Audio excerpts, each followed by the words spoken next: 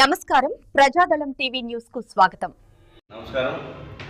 మొన్న 21వ తారీఖులో మన రాజమండ్రిలో జరిగినటువంటి కల్తీ పాల వ్యవహారం చూస్తే చాలా దారుణమైనటువంటి విషయం. మనకొక ఉదాహరణ ఆశ్చర్యం ఏంటంటే, ఎప్పుడు కూడా అధికారులు ఏదైనా ప్రమాదం జరిగితే కానీ దానిపైన వెళ్ళి టెస్టులు చేసేటువంటి పరిస్థితి కానీ, చర్యలు తీసుకునేటువంటి పరిస్థితి కానీ, ఇన్స్పెక్షన్ చేసేటువంటి పరిస్థితి కానీ ఎక్కడ లేదు. అది ఒక డిపార్ట్మెంట్ కాదు, అన్ని డిపార్ట్మెంట్స్ కూడా ఆ రకంగానే ఉన్నాయి.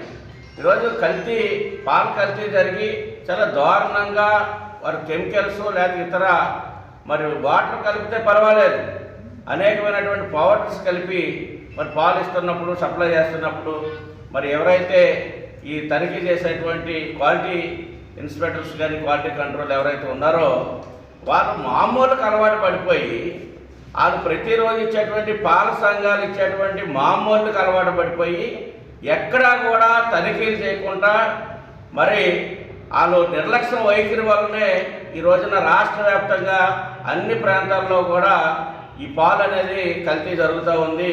అది యథార్థమైనటువంటి విషయం.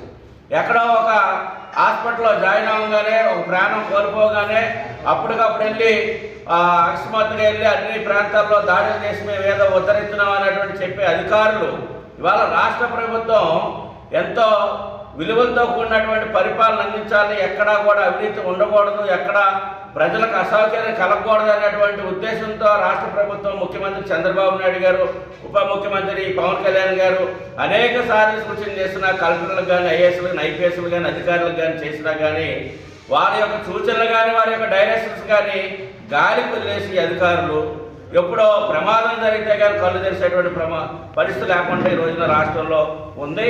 ఇప్పటికైనా అధికారులు ఒక పాల తనిఖీ కాదు, ఆర్టీసీ బస్సులో లేకపోతే ప్రైవేట్ ట్రావెల్స్లో ప్రమాదాలు జరిగితేనే ఆర్టీ ఆఫీస్ నుంచి వెళ్ళి అప్పటికప్పుడు బస్సులను తనిఖీ చేసేటువంటి పరిస్థితి.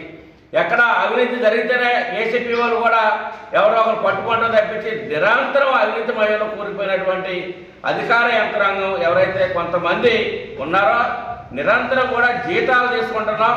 మన బాధ్యతను మనం నిర్వహించాలి.